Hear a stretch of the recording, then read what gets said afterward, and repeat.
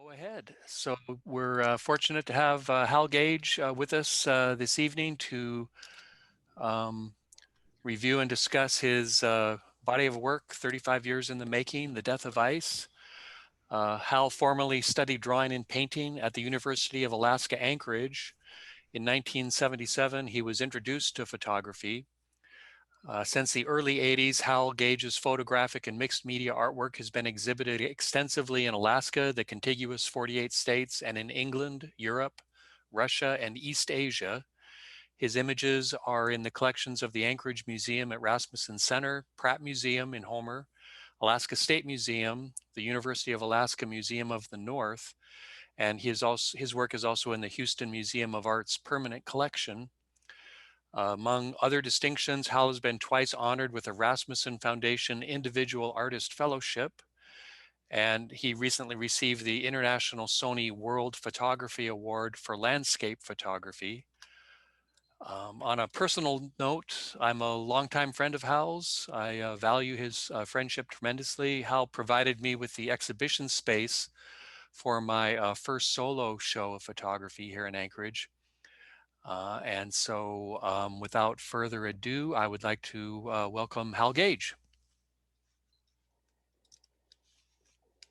Yeah, I see hands clapping, so there must be some applause in there. Yeah, we need a soundtrack for that. Yay. So I hope you can hear me all right. I'm just using the microphone on my computer. I don't have the headphones and the whole microphone thing like everybody else. So I've got a slide presentation that's going to go through the last 35 years. And yes, it will take 3 hours, so sit tight. No, I'm just kidding. It should probably take about 15, 20 minutes, and then we can have questions and answers, hopefully some answers after that. I'm going to start off with the first body of work in this series, which was just simply called Ice. And as the slides come up, each first slide will show the basic length of time that the body of work took to make, which was from the time that I started the work on it till the first exhibition of it. With just about everything that I do, I always continue to work on these series. So even though I might have stopped, so it says in the slideshow that I stopped the Ice series in 2004, I haven't stopped adding to that series. It's just, an obsession. I just can't not photograph something that's so familiar and has given me such great joy over the years. So if there are any questions, put it into the chat there. I'll keep an eye on the chat and I'll answer as I can. And at the end of the of each body of work, and there are 5 of them, I'll stop for a few moments and see if there's any questions and then move on to the next body of work. And then we can have a more formal Q&A at the end as well. So I don't want to stifle any conversation.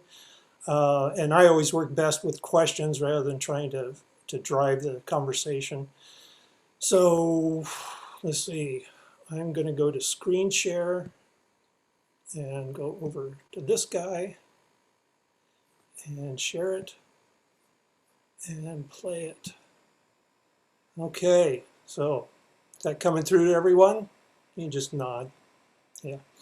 Okay, so this is 5 bodies of work. I didn't intend on it being multiple bodies of work. I just started making a series called Ice back in 1984. And I didn't even know that really was a series until quite a ways into it. And then when I finally came to the point where I felt it was a strong enough body of work to do an exhibition, which was in 2004, I submitted it to the Anchorage Museum, and then it went from there.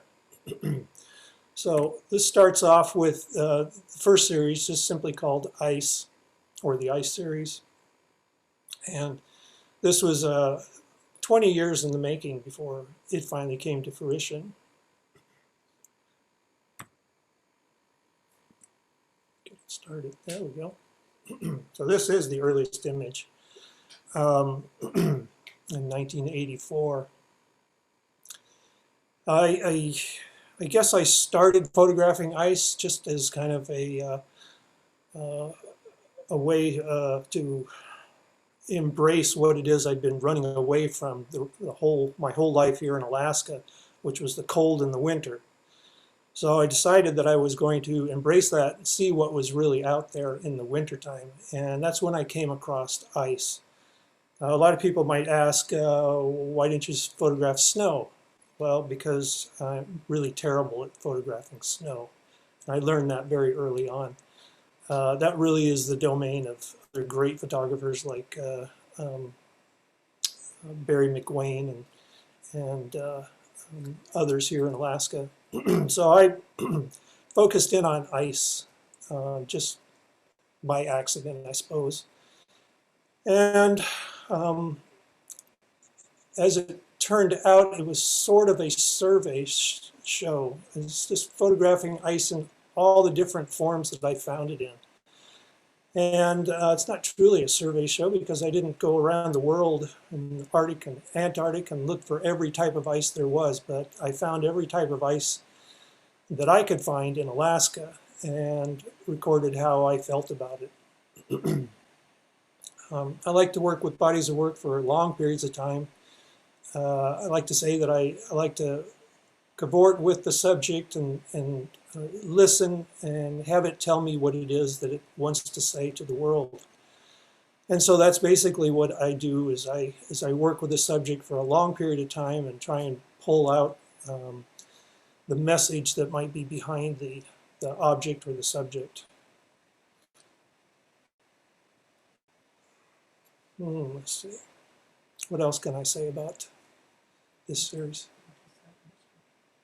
Yeah, I'll speak up. Oh, well, yeah. Well.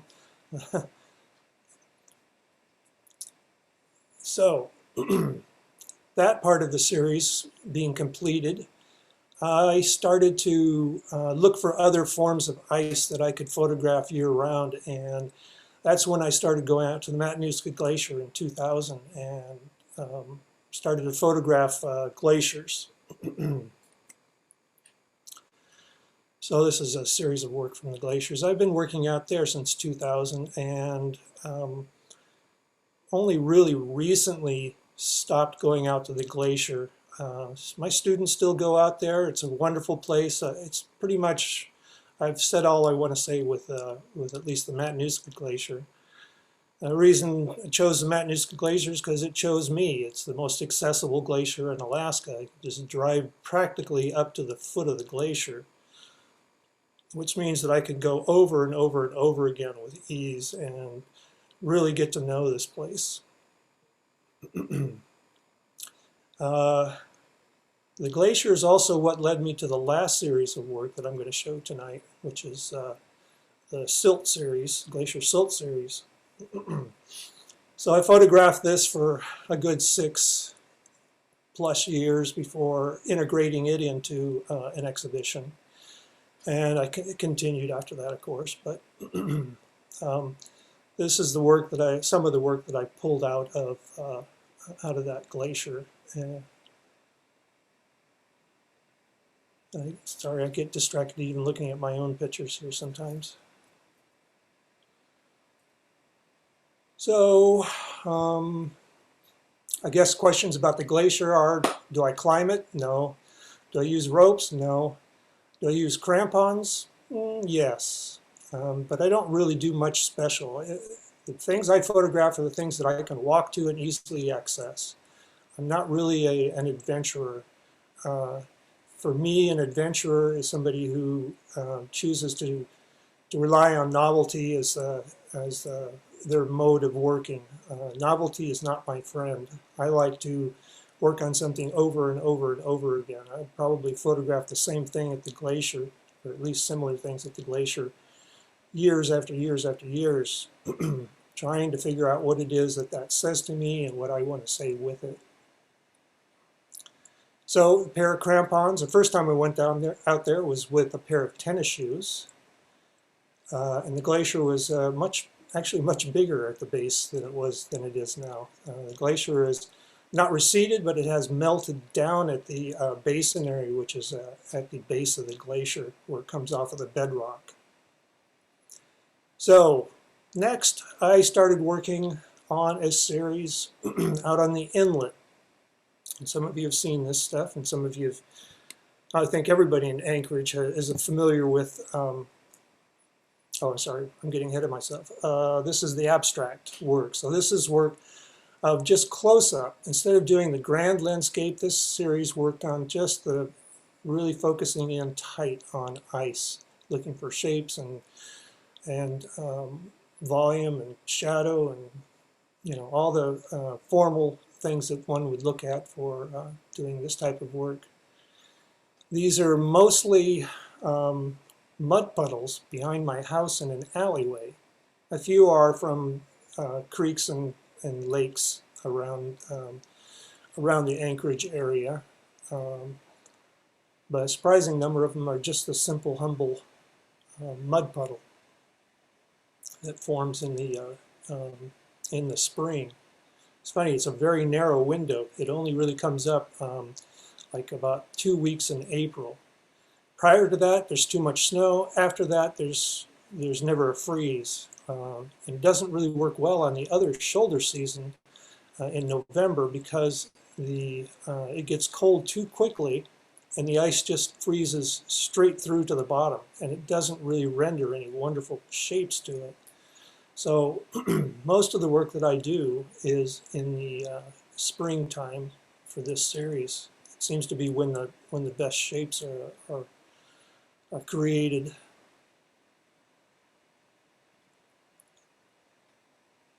So I said I would stop in between these for questions, and I didn't do that, did I? So maybe on this next one when we finish this up. It's funny, as I do these little sub bodies of work kind of evolve and develop out of it. Basically, all of these are subsets of the original ice series. A subset that I'm working on right now out of this is called anthropomorphic ice. It's shapes of ice that make you think of things and objects, animals and trees and things like that. I also don't title these because I don't want to imprint what I think I see there and stifle anybody else's imagination. So they're all called untitled for that very reason. I like people to come to my work with their own baggage and create their own narrative rather than having to listen to my narrative.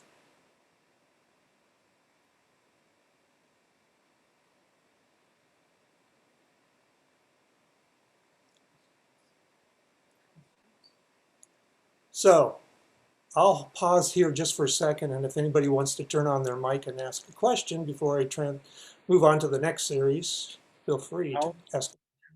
How you've got some questions in the chat right now. Yeah, Petra see the asks, uh, screen. at Maybe you can. what, I'm sorry. I can't see the chat when I'm in screen share, so maybe you can monitor that for me. Sure. What point, or at one point, what climatic changes have you seen? Well, this moves very slowly, and it's a little hard to pin that down.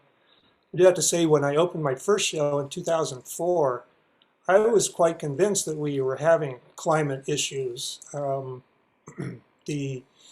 I had a writer from Fairbanks, whom some of you probably know, who kind of resisted making any broad statements about climate change. I guess there still was a lot of debate on the topic. I was convinced, but over that time, Anchorage, it's hard to say what's a trend and what's just happened. Well, will only happen, once or twice. So, I've seen plenty of cold winters, many cold winters, and many warm summers. over the 60 years I've lived in Alaska. And so pinning down this last few years into anything is a little difficult. But the scientists do tell us that the climate is, the temperature is rising on average. And as several scientists now I hear talking about it, will say that it's not so much global warming as it is global weirding. And we're definitely getting a lot of weird weather patterns. So I don't really, I watched the glacier melt down. I guess that would be one thing that would be pretty obvious. When I started going to the glacier, right out of the parking lot, you had to go over 30-foot hills of ice.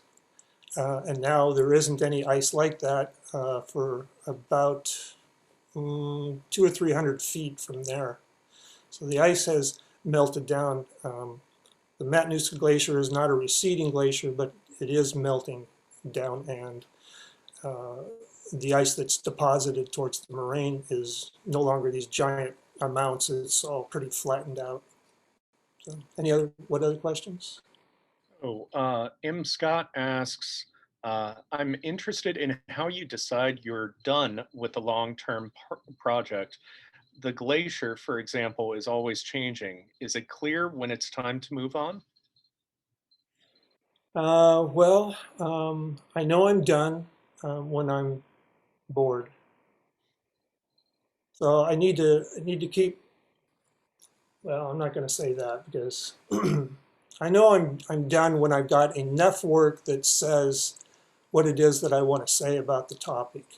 It doesn't mean that there isn't more that can be said, and it doesn't mean that I won't continue to make more work. But once I've reached that critical mass where I can finally edit down from a large body of work to a very cohesive, tight group of images, and the goal is always to do an exhibition, and usually then to also put out a small self-published book. So that's how I know when I'm done with that particular series. Other times it's just the availability. I don't do the strangers work, which is what I'm going to show next year very much anymore, because there isn't a lot of it that happens out on the inlet anymore. That's definitely a trend towards the warming. The puddles, the abstract work, I still do that, but that window is actually getting harder and harder to find where there isn't any snow, that it melts in the day and then freezes at night, and you get the lovely patterns. It's getting more and more difficult to find that. We have another question from Chris McCleary. How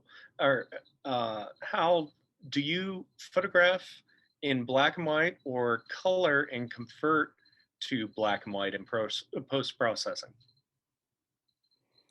I can only see in black and white, so I don't know what I'm photographing in. Yes, it's digital, so it has to be photographed in color. I think there's only one camera on the market that photographs directly into black and white. And if you do raw capture, which of course is what I do, you don't have any choice but to record it in RGB. So it is in color. But just like in the days of black and white film and color film, when I had black and white film in my camera and I went out to photograph, I could say almost literally I could not see colors. I saw everything in black and white in my mind's eye. So I knew exactly how the image was going to look when it came to the print. In digital, it's a little bit different. Even though I'm in the field and I see the image in my mind's eye as black and white, and everything's good. That realm, I know what the tonal relationships are going to be due to the colors. I have to do that a second time when I get into the Lightroom, into the office here, and download the images, just to see them in color again and then revisualize it as black and white. So digital is a little different than it was in the film days, but for the most part, I do capture in color and I do convert in software later. So as a follow-up question, John DeLapp asks, are some of these silver prints?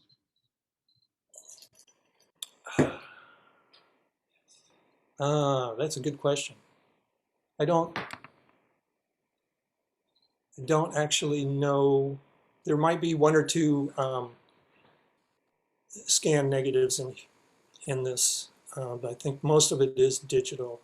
I'll have to think about that.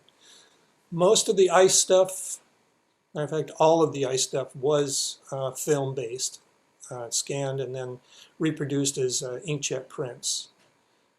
Since that was done prior to 2004, I got my first real digital camera in 2008. I was a kind of a late adopter because I wasn't convinced the quality was there. But as soon as 22 megapixels came out, I was pretty sure that was good enough to make most size prints that I wanted to do. So anything prior to 2008 is most likely a silver print, or at least a negative, black and white negative. I don't think I have any. Well, let's see. In the original show in 2004, all the big prints were inkjet prints, and then all the small prints, the 10-inch prints, were all silver prints. So what we're seeing in the slideshow is a potentially either one. I can't tell you because it's not. I don't really copy a silver print onto a projected image. But yes, some of them were done with film in the early days, and anything after 2008 is almost certainly a digital image.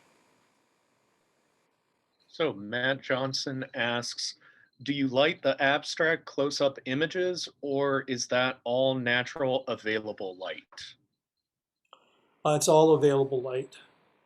It's all early in the morning, just before the sun crests over the top of the mountain or the roofs of the houses, because it's in an alley for a lot of them. But yeah, natural light.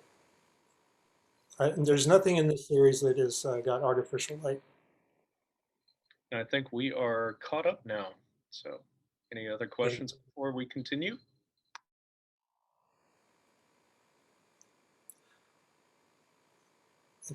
Okay, Jason, thank you for doing that for me. Happy to. I think we're good. Okay, next series is the transitory ice. This is what I call the series, the Strangers series. It's the small little mud bergs that flow into the Turning an Arm in the wintertime and get stranded at low tide and then get picked up by the next tide and carried out to the Gulf again. These things were something I've looked at all of my life. Driving down the Turning an Arm, you could see them sitting out there, and they just kind of fascinated me. I know they fascinate a lot of people, but I've never seen anybody do anything with them. And since I work at Bird Point quite a lot and out on the mud, and I'm quite familiar with working on the mud, I started to walk out on the mud to photograph these big muddy icebergs out on the inlet. And true enough, they were as interesting and wild as I could have imagined looking at them from the highway. One of the great things about going out on the mud flats in the wintertime is that it may be a little slushy on top. Even if it's muddy on top, it's frozen 1 inch underneath that, straight down. So it's perfectly safe to go out there. But you didn't hear me say that. I'm not telling you to go out there, and I'm not saying it's safe to go out there. At the end of this, you will have to sign a waiver. So working out there, God, I just found it just amazing. The patterns in the mud, and then the bergs themselves it was just easy to find very dramatic settings.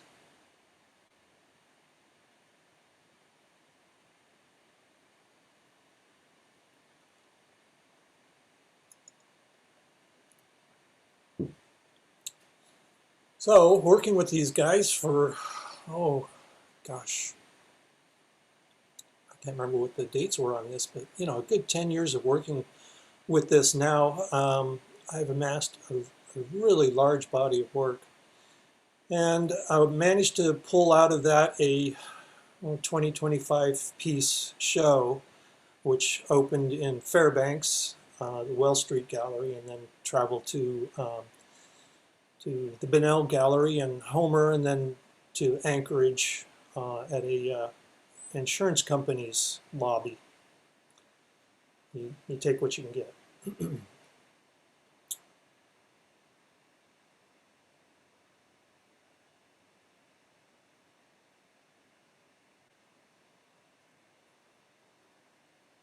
So I can't think of anything to say about them. So I'm just going to let them ride here for a little bit. If I think of something, I'll say it. But I expect some questions at the end of this series.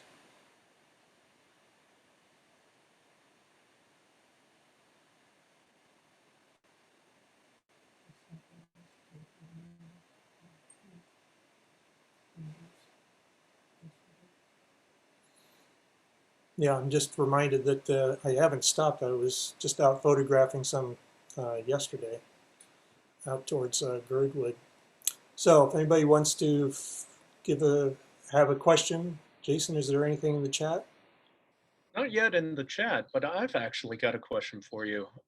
As a fellow photographer that shoots landscapes in square format, I tend to end up getting that as one of the first questions about my work, and a lot of it comes from my own interest in medium format film. But I was wondering why you chose the square format for your work. Well, the square format chose me a long time ago, back in the 80s, when I got my first Hasselblad camera. Prior to that, I'd been using a 5x7 and a 4x5 view camera. But I started playing with the Hasselblad because I thought it was kind of a cute little small camera, and it ended up being as high a quality as I wanted and as versatile of a camera that I could ever wish for. So that's what got me into square format. It's at first, I think it's probably the hardest format to try and compose in. And then after you get a feel for it, it becomes the only format that you can compose in. I can't do a rectangle to save my life anymore. They just seem cut off, cropped. So that's why I love wide angle. I'm really big into wide angle. So with a square format, I can get wide angle this way, horizontally, and vertically at the same time. So I get more wide angle, and that just really, I love that. It gives me a lot of pleasure in life to have that much extra wide angle in a picture. But as far as the format and composing in it, it really is, for me, it's a very formal format. It's a lot of people describe it as static, and I kind of like that. I like the fact that it's just concrete. It just is always there for you. It feels really formal. It feels it feels very documentary to me, and I like the idea of melding together documentary aspects with traditional West Coast landscape, aesthetics. So the square format really does that for me. As far as doing that digitally, because there is no square format digital camera that I'm aware of, my little tiny 22 megapixel Canon camera was great until you started cropping it in square, and then you got this, I don't know what it would be, but it would far too few pixels, and I felt I was losing pixels, those expensive pixels that I'd paid for. So I started to do double shots. Everything was a photograph above and below, and the horizon, so to speak, and then stitched together in software later. I had been playing with that with film cameras back in the late 90s, and so I just brought that forward with the digital camera to make digital square images. I do have to crop it square because I can't make a perfect square every time, but I can come pretty close. It's not quite the same epiphany in the field as it was with film cameras, where you look through the viewfinder and there on the ground glass you saw the image, you knew exactly what was going to be from edge to edge. You could look at it and compose it into an inch of its life. With digital, doing it in 2 frames, I kind of have to do a lot of that in my mind's eye in the field. And I try not to be too sloppy about it. I try to be really tight about my composition, but I still have to do some cropping of the, just little bits on the edges to get to the square format. But it does give me much higher megapixel images. I get about 30 megapixel or so, and that makes it easy for me to do 40 by 40 prints, which is kind of my largest size that I do. Thank you. Jen Corbell has a question, and it is, are you partial to dark and moody? Yes, in everything except my photography.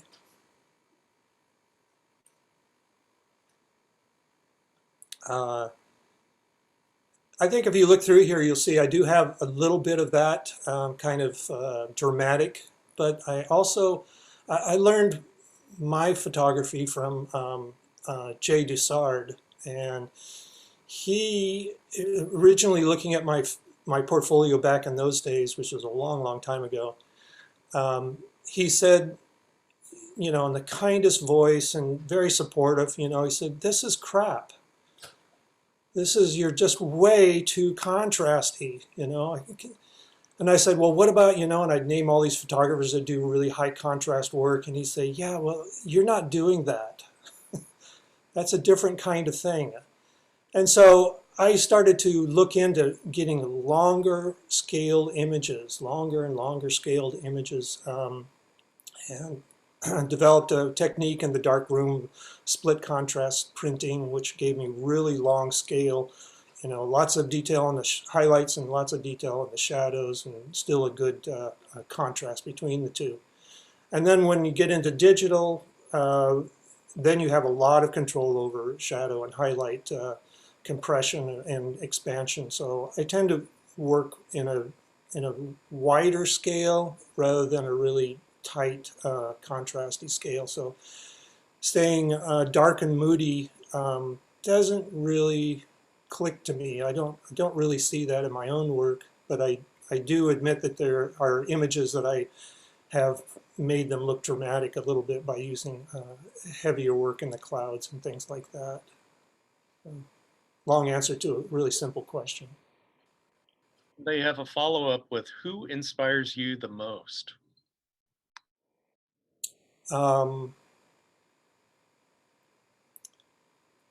Probably somewhere between Picasso and Dali.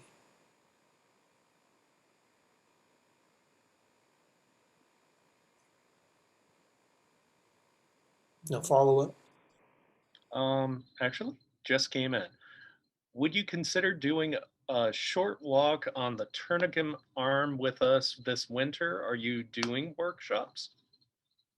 Well, because of the pandemic, no, I pretty much stopped doing any kind of classes. I also hurt my foot this year, and it's taken a long time for it to finally come up where I can get out and walk around long distances. So it is possible for me to do that now, but I've been toying with how to do a class with all these restrictions, and I'm no spring chicken anymore, and I don't want to get anybody else in any trouble either.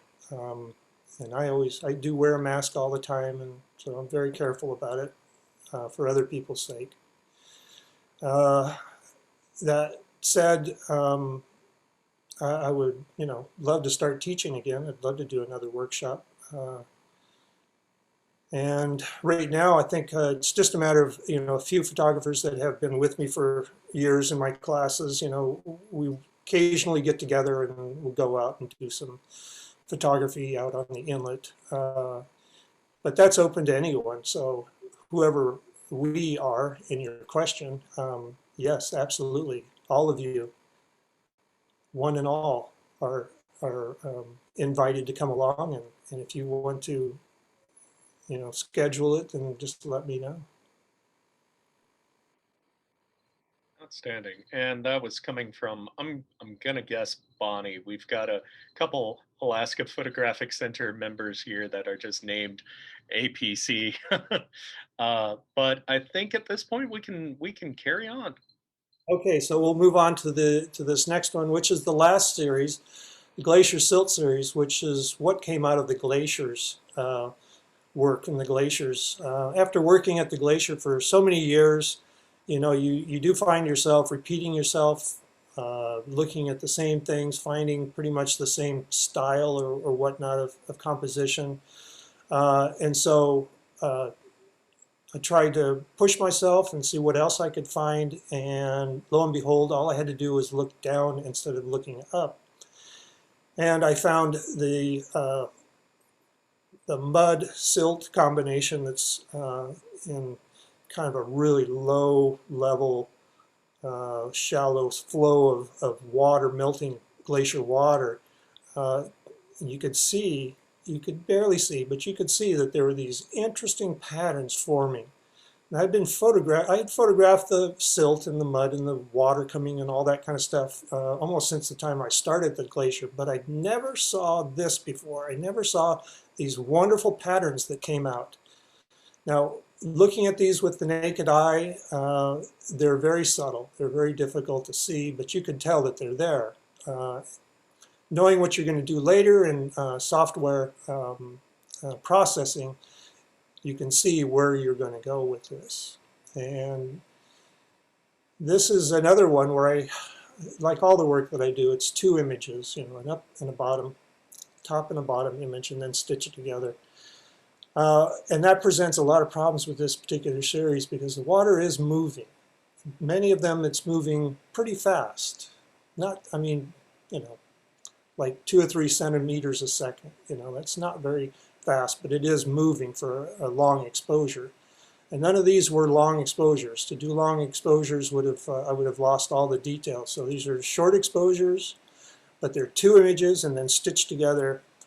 In some images there was a fail because between the time of just changing the position of the camera, which only took 1 or 2 seconds in making the next image, it had changed so much that the two didn't match any longer. So these things are ever changing and evolving as you watch them.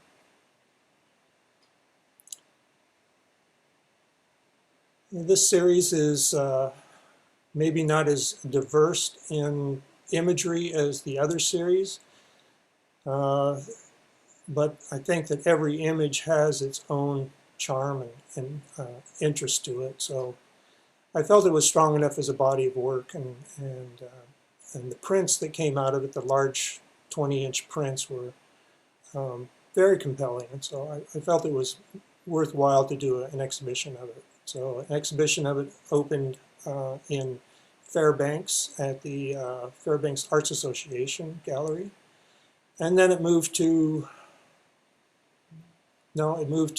Cyrano's in Anchorage, and then it moved to the Bunnell. And prior to that and during that whole process, it also showed up in Seeing in Sixes, the Lenswork anthology, and it showed up in covers and spreads in several magazines, and images from this series also managed to capture quite a few awards and group exhibitions throughout the United States and Britain. Yeah, it just recently was in an online magazine called On Landscape in the UK as a feature. So that's about all I have to say for it. Go ahead and open it up for questions as these run, if anybody has any. Sure, there's a couple that came in. Randy Brandon asks, if 2020 was an image, what would it look like to you? Yay, Brandon. Okay. It would be quite X-rated. And it would be very likely from the waist down and from the back. So there's definitely nothing good about 2020.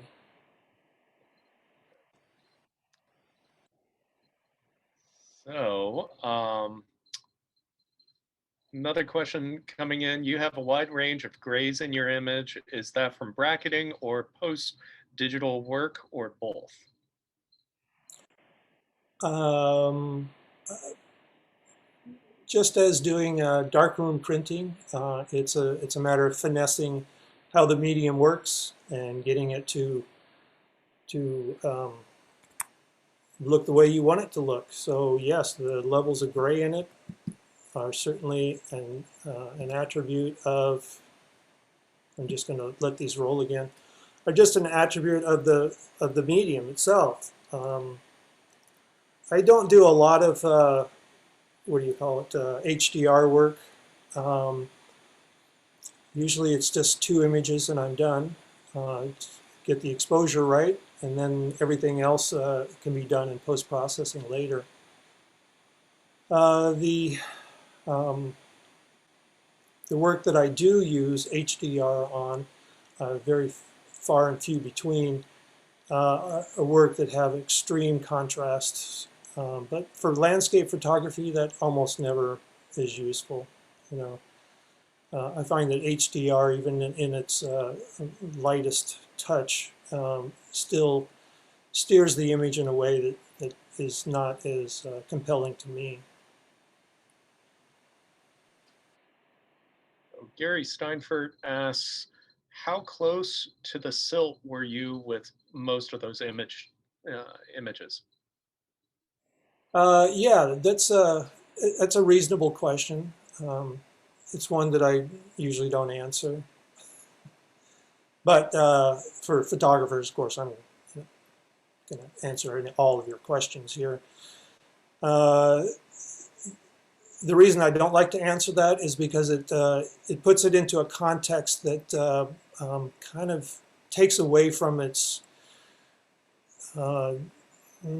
dreamy quality. I don't know, from creating your own narratives from it. But the works are obviously close up, even though some of them look like they could be aerials or even satellite images for that matter. But most of them are, the subjects usually are somewhere between a foot square and 3 feet square, and don't usually get too much closer than that. Maybe the closest ones might be 6 inches square.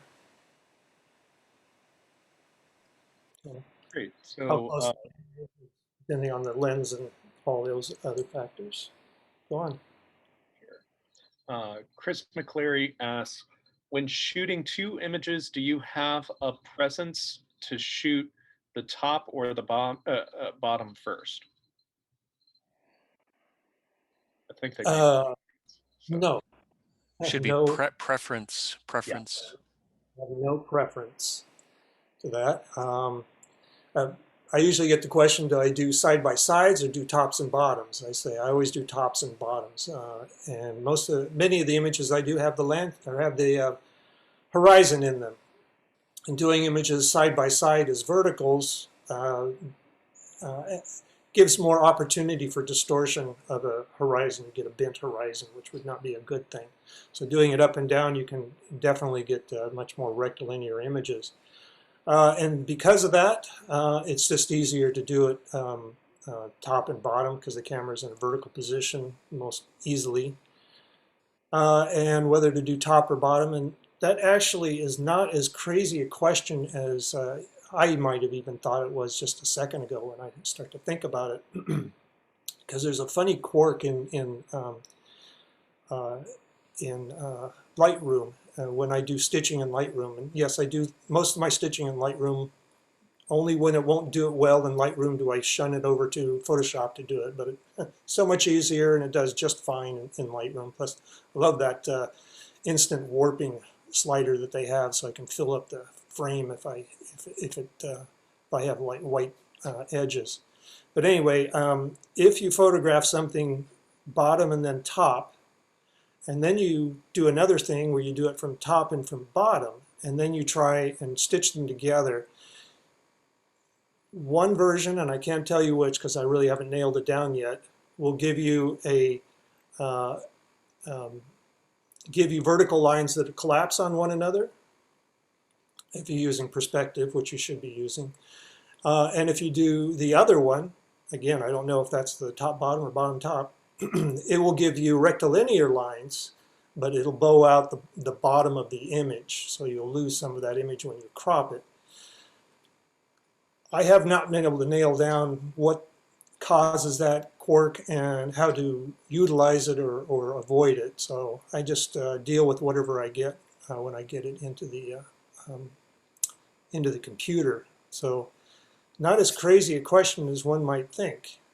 There is a difference between photographing the bottom first and then the top, and then the top first and the bottom second. What it is, I can't really tell you. I haven't nailed it down, sorry. So Dennis says, there is a wonderful silkiness in many of the images. What contributes to that? I'm guessing you're talking about the last series, which is the Glacial Silt series. And I think it's just that the silt is suspended in the water. And even though it is moving slowly, but it is moving, and I'm using a fairly high shutter speed, so there is no motion in the picture per se, usually. I'd say it's just because the silt is suspended in the water, and it just gives that really nicely blended quality to it. And then where the larger particles have accumulated and created those really fascinating circular and googly-eyed looking features, that just adds the contrast to that smooth, floating silt. That's my best explanation. Okay, switching around a few of the questions because I think one's going to be a better one to end with. Jules asks, what body and lens do you prefer? Hi, Jules. Thanks. I use a Canon 1DS Mark III and usually a 100 millimeter macro lens, and that's about it. There's not a lot of advantage to using a polarizer in that last series. Even though you would think there is not. It's all about the angle that I'm photographing it at, and it just creates, it causes the polarizer to do nothing except act as a neutral density. And using a neutral density, of course, to elongate my shutter speeds to get more blur and smoothness to it, actually obliterates detail, and so it's not very useful in that way either.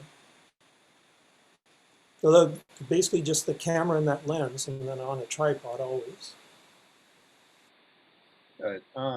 Tom Turner asks, your work seems to oscillate between the wide and the tight, or the pictorial and the macro. Do you find that you go out looking for one type of photograph, or do you see the work and shoot it? What was your process in searching for images? No, I don't. I try not to go out with a preconceived idea when I'm out photographing. I mean, when I go out looking for this kind of stuff, which is the ice abstracts, I am going out for that because the weather and the conditions are prime for that particular subject matter. But I don't have a preconceived idea of what it is I'm going to find and what I'm looking for. I just wander around until I see it. When I'm working on the glacier, that absolutely is, it's just a matter of walking along and then having an epiphany when you see something. Everything just pulls together as an object, and you know how it's going to fit into your square format, because that's the best format, square format.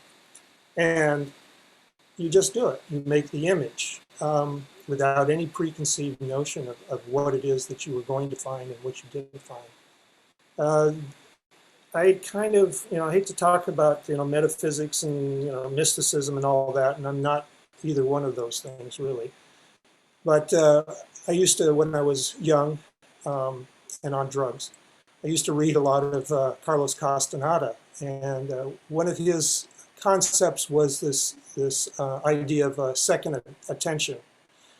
And not to get too deep into it, but I feel that when I'm out and I'm working and I'm making a photograph, I am so in the zone, they might say, that I'm not even really aware of what I'm doing or what I'm seeing or what I'm photographing. I'm not even sure what it is until I get home. And then I see it and it's like, wow, that was that. But at the moment, I was working on such an intuitive level that, I was just pulling it all together and just making the image. So I like to say I'd switch to my second attention, but without drugs. So, let's see. What is your current body of work that you're working on, or what's the next project that you're planning on? My God, is this not enough for you people? I have to have some sleep sometime.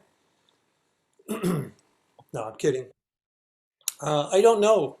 The way that my body of work works, evolve, are I just photograph anything that I see when I'm out. Anything that just turns my crank, anything that gives me an epiphany to make an image, I make it.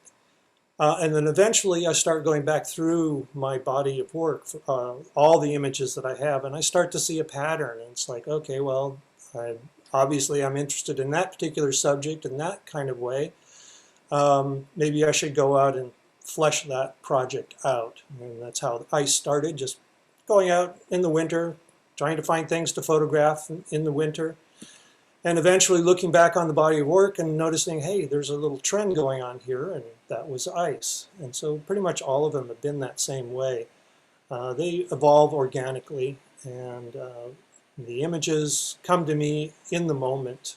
I always have the worst luck when I have a preconceived notion before leaving to go out and photograph, Oh, I want to get this kind of composition. I've been missing this kind of thing for a long time, or I want to perfect this thing, and I go out looking for it.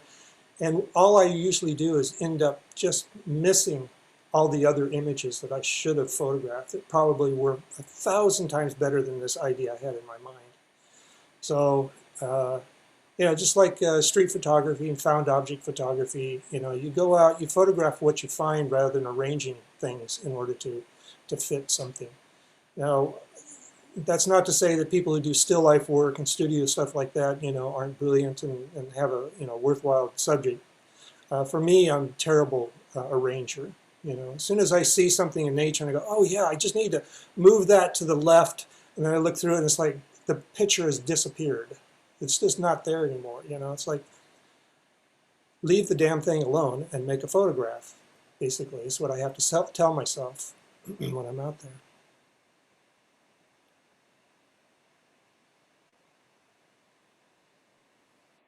Great. Well, thank you very much. Do we have any other questions?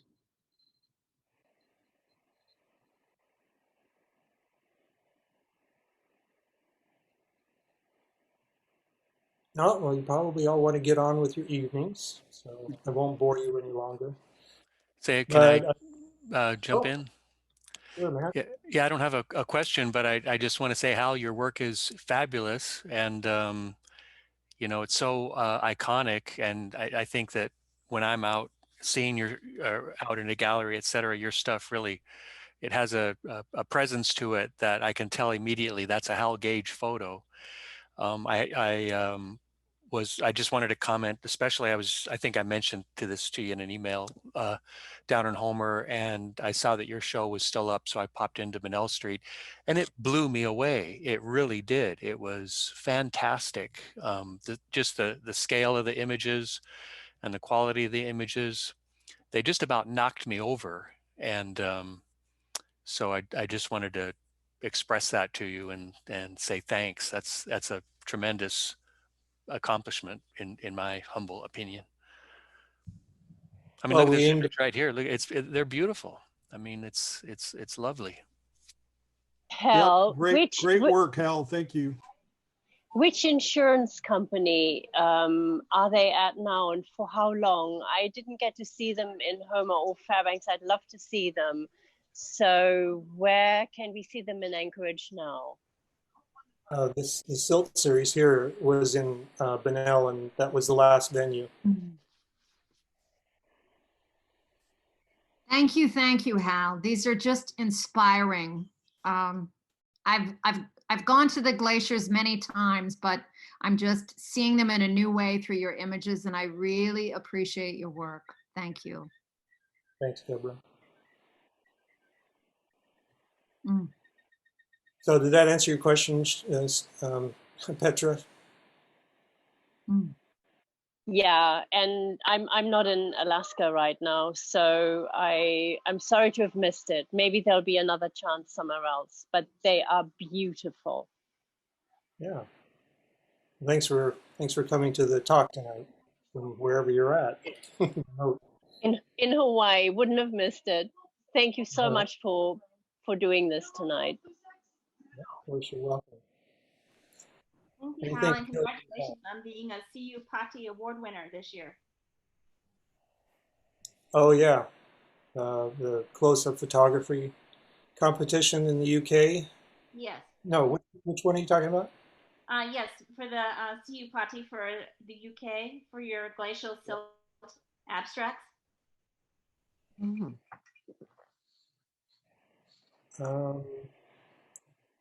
In the close-up photography this year was a piece of lichen from Hawaii and another piece from, I can't remember what it was. They were just accepted into the exhibition. Last year I did get an award from Kupati, I guess it's what it's called. By the way, everybody, put some work in. If you do close-up photography, do some work in this show. It's called Cupota, Kupati. Just Google it. You'll find it. It's a fun little show, and it's very inexpensive to enter it, and they're very generous, shall we say, with awards. There are hundreds of people in this online exhibition, so it was a singular honor to be one of the thousands of people chosen for the exhibition this year. But anyway, I would definitely recommend it if you're looking for things to enter around the world to get your work out more. That's a good start. And there's lots of other ones, obviously the Sony Awards and just there are tons of them out there. I guess I do have another question, Hal, and that is, how do you decide which of the many calls for entry that you will submit to? There's just so many. How do you differentiate which one you want to go for? How much they're going to charge. I don't like exhibitions that charge lots of money. I feel like they're just laying on the back of the photographer in order to make a few bucks. Also, it has to be one that has either a good set of judges or will have a large audience somewhere. So that's kind of how I choose. And right now, it's for my portfolio, or rather for my resume, it looks good to have international stuff on there. So I lean more towards things that are out of country. UK, Paris, Tokyo,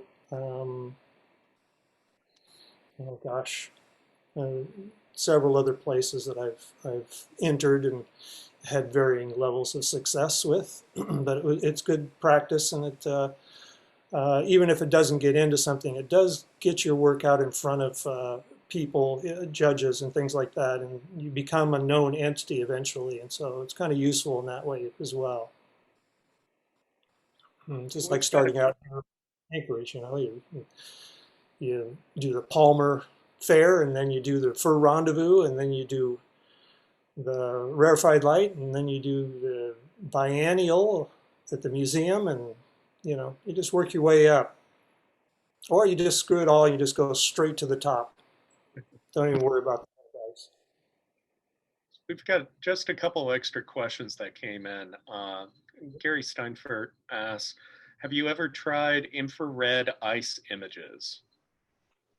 No. Well, let me take it back. I'm going to bore you one more time with this so that it's just not a blank screen.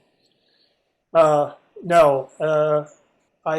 yes, I have used my infrared camera out on the glaciers, and yeah, it doesn't do anything. Ice and snow reflect 100% of all the levels, or not levels, but frequencies of light. So it looks just like it does in regular film or regular digital. The only difference might be is if there's a sky involved, and then the sky can be quite dark and more dramatic. So yeah, I found that infrared has extremely limited value in the wintertime, and is almost exclusively useful in the summer. And I do have a little infrared digital camera that I work with. Jules asks, do you change your focal point since you are taking 2 images? No, not really. The great thing about Photoshop and Lightroom is they're so sophisticated now that you can do these stitches with handheld images. And what I have found is that any image that's wider than 24 millimeter is going to give you serious difficulty in doing this stitching, because the perspective changes so dramatically as you move the lens that the two cannot find a way to match up successfully. You'll always have places where it doesn't match well, and you either have to doctor that up, or you'll have to just give up on it. But 24 millimeter and up seems to give very good results. Currently, my other camera's in the shop, and I'm using a Sony A7 III, the 24 megapixel version. And all I have is the kit lens with it, which is 28 millimeter. So it's not my preferred. I'd rather go back to 24 millimeter.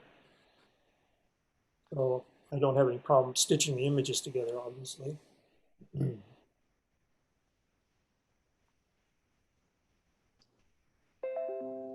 Great.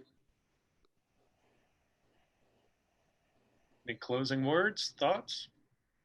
Okay. Well, once again, I'll let you get back to your lives, and thank you for letting me bore you with these, what seems to go on and on forever pictures. But that's only because I keep playing it over and over and over again. Thanks a lot, Hal. You just blow my mind.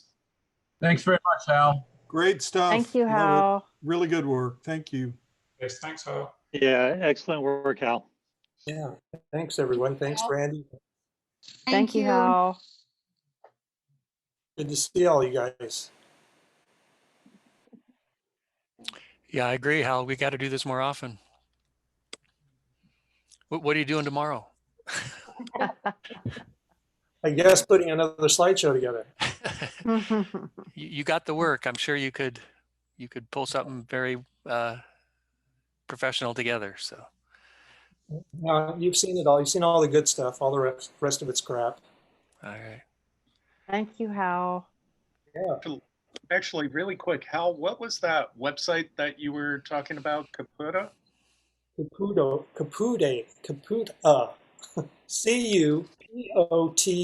Cupati. That's it. Cupati.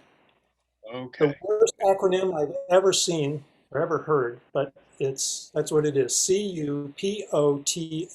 Cupati. Close-Up Photographer of the Year Award is what it stands for. Okay. But they give Cool. awards, not just one person. Thank you. Yeah, and the Sony World Photography Award. That's a good one. You know, I just happened to luck into that one. It must have been a slow year. I don't know. And you traveled to London to receive the award, I believe. I did. Yes, I did. Me and I don't know another 100 other photographers getting their awards. Yeah, I, I re- it was an amazing thing. I mean, if I had been like the grand award winner of that thing, it just would have been absolutely bizarre because you get up on stage and you give a big speech and you have these big giant monitors behind you and they're going off with pictures and you know, oh, it's just amazing, huh? Yeah, it's like the Academy Awards of photography. It's really quite amazing. I recall when you and I went to Brighton for that group exhibition. I just flashed on it just now. I had forgotten all about it, actually. That was a memorable couple of weeks, I guess. Yeah, you came up with the title of that show too. AK and AK and UK. UK. It's almost as good as Kapati. Yeah. Oh no, I think that was brilliant. I like that one.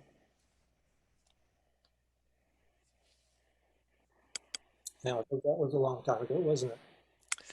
You know, it was just before the World Trade Center attacks. Oh, wow. So Yeah, it would have been at least 2 or 3 years before that. Yeah. yeah, I remember I had issues with customs getting my work back in to the country, and it was around and around and around. And then after that chaos, suddenly I got a letter that said, "Okay, you're good. No worries. You know, case closed." And it was my own inexperience for not knowing how to export, you know, goods from the U.S. into another country and then bring them back. It's just not that easy. You just don't do it as luggage. So I must have checked the right boxes. We didn't have any problem with the other three photographers, other two photographers. two. There was three total. Yeah. Yeah. Yeah. Yeah, again, just looking at these images, scroll through, they're wonderful. So I think although your glacial silt are really great, your back alley images I really like those. I've always liked those. I don't mean to call them back alley images, but Yeah, yeah, they're. Go ahead. They just call them mud puddle images. All right. Yeah. So I haven't heard anything from you, Gail. I'm in awe. Oh, aw. I'm just, yeah, I've seen some of your work here and there, but just putting it all together, I'm just blown away and inspired. And hopefully next time you go out making photos, I'm not sick. Are you sick now? No, no, Good. I was when you guys went to the falls a couple weeks ago. Yeah. I'm glad you're over that. Yeah, me too. I don't know what happened. Yeah. It wasn't COVID, so that's all I cared about. Right. Yeah. That's good. Yeah. So what are we down to? The last 4 people here? 20 3 still people? on. 20 are still here? Yep. I can't see everybody. I can only see a few of you. So, yeah, are there any final questions, comments, criticisms? So no winter solstice party at your house this year, I assume. You know, 2 things on that, and I can tell this to everybody here. 2 things. So there are no more winter solstice parties here at my house, just in the summer. All right. But we've moved the winter solstice to the end of January, which just happens to be my birthday. Coincidence. and we're calling it holidays. So everybody's welcome to come over on the last Saturday of January for a holiday. That's a good one. Too many parties in December, so I decided just to move it off to when things slowed down. Need a pick me up at the end of January, so we'll do a bonfire on at the end of January. All right. I'll make sure I bring you wood, Hal. Yeah, bring the wood.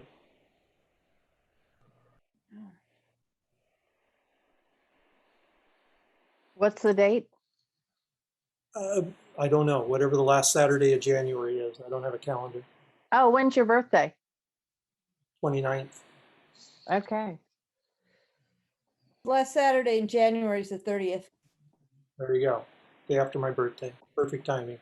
Our birthdays are about a month apart, Hal. Is that right? Yeah, Which way?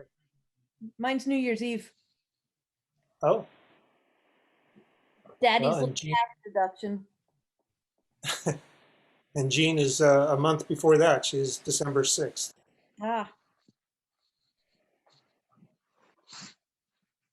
Yes, I remember having Jean's birthday in the middle of summer. Right. Yeah. December 6th. Which happened to coincide with June 21st. It Right. was a weird, very, very odd. I don't, it's kind of a, must have been, I remember that too. must have been a leap year.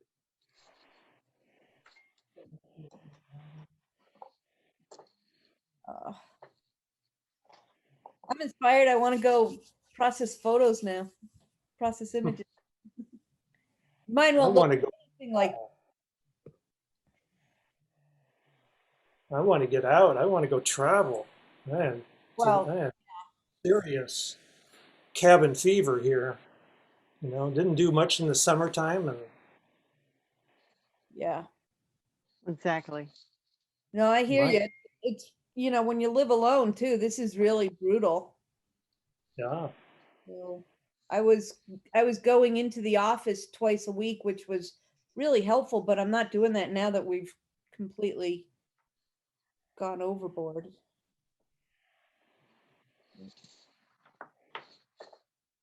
Well, hang in there, Gail. It'll.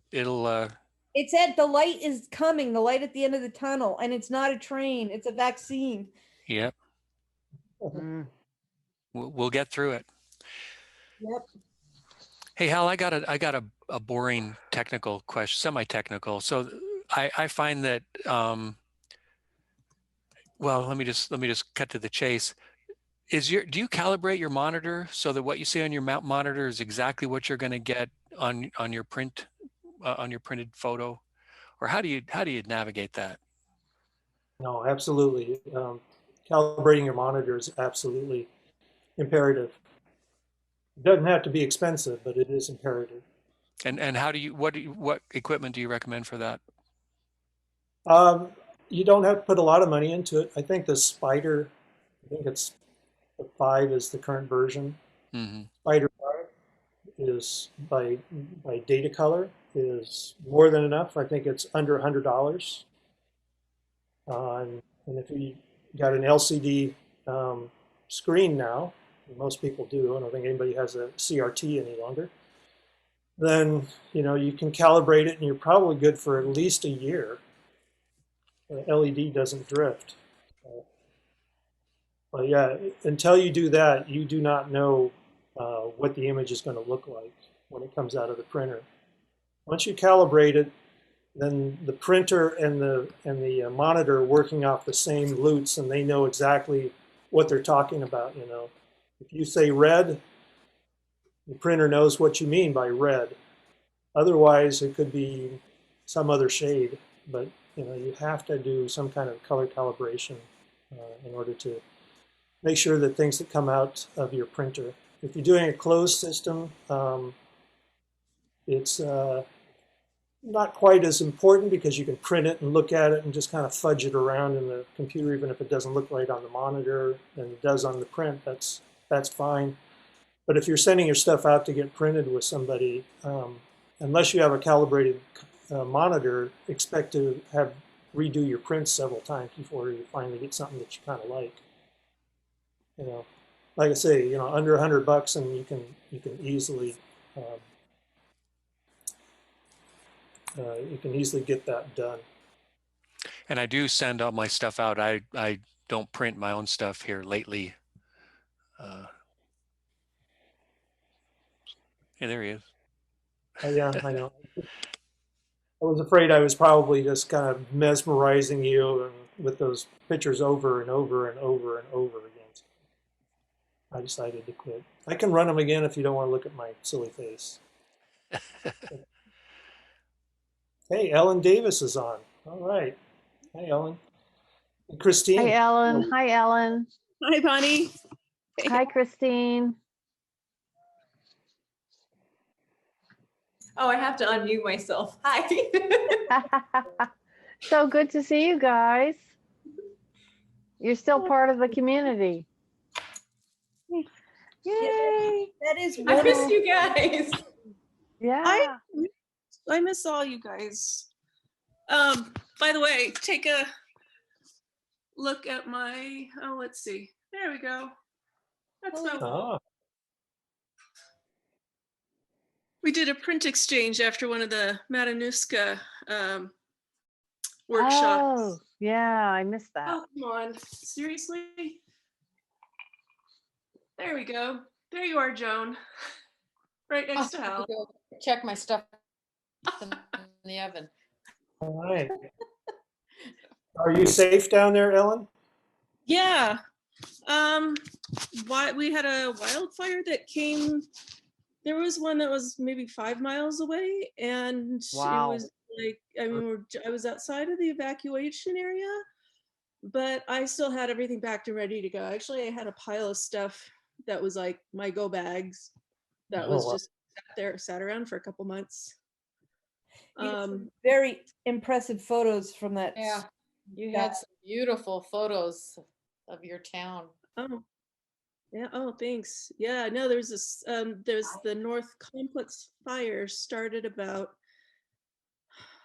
they're probably, it's maybe an hour away, but it just really blew up in these huge plumes of smoke. And I've never seen any skies like, it was wild.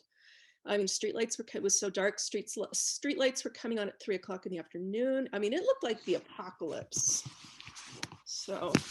Ellen, Clark Mishler was supposed to join us tonight as well, and he had some amazing fire photographs. You should speak to him. I don't know whether you saw any of his photos. I didn't see him in the group tonight, but I spoke to him earlier today, but they got evacuated, and then he was able to go back home and they were okay. But I'm glad you were all right. Yeah, no, we got really lucky. And then where I live,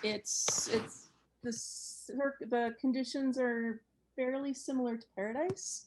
Small town, limited roads, lots of fuel. So, yeah, every year it's like that. And I'm like, well, maybe I should move back to Alaska. Because we don't have fires here. Yeah. Well, I think everybody should have their bag packed for whatever.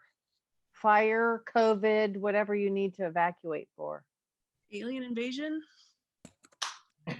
Well, just saying. We already have that with Trump. Yes. You No, guys, I have a bag packed for the hospital. you guys, it was really weird here. Right before the elections, everyone unofficially closed. They emptied all the stores. Everything was boarded up everywhere. It was so strange. And no one talked about it like it wasn't on the news. So everyone had. So are you in DC? No, I'm in New York. Oh, New York. They did that in New York. Huh? Yeah, in New York. Yeah. They were, I mean, I'm not trying to be political, just this city just had this really weird sort of womp feeling that you could feel there was like fear everywhere. It was not like when we had shut down for COVID earlier in the spring. It was like the elections were coming and everyone just hid in their apartment. It was very strange for like 3 or 4 days. And then I walked back outside and then everything had cleaned up and it for like a minute, it looked like 2020 hadn't even happened. So it's weird. Well, I've been hiding in my house since March, so that's not too unusual for me. It's nice to see you, Christine. It's good to see you guys. Yeah. So Chris, where are you at? Oh, gotta unmute.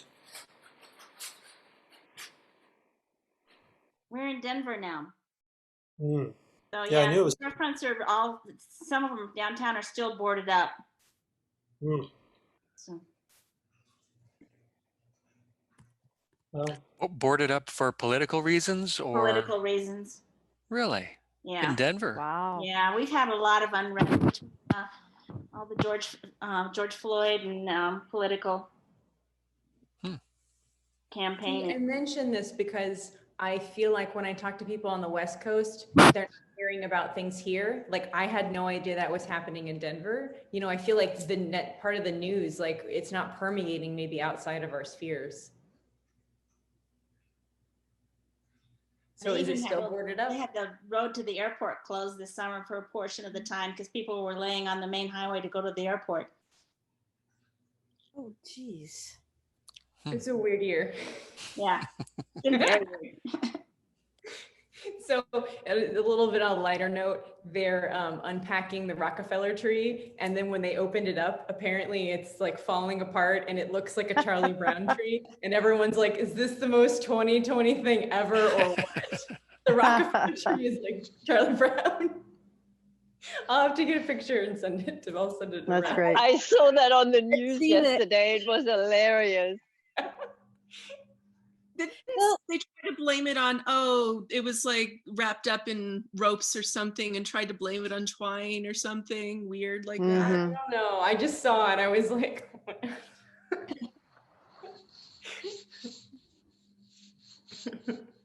weird year. Well, it's great to see everyone. I'm going to take off and go to bed. Hey, Chris, nice to see you. Chris. Good to see you, Chris. Good to see you, Chris. Yes. I'm going to say my good nights as well. Thanks again, Hal, Jason, Matt. It was great. Thanks so much. Be well. Yeah. Yes. Thank you, Petra. Thank you so much, Hal. Thank you. Bye, guys. Nice to see you all. Thank you, Hal. Good to see you, Christine. We'll do it again. Good to see you guys. Hold down New York for us. Okay.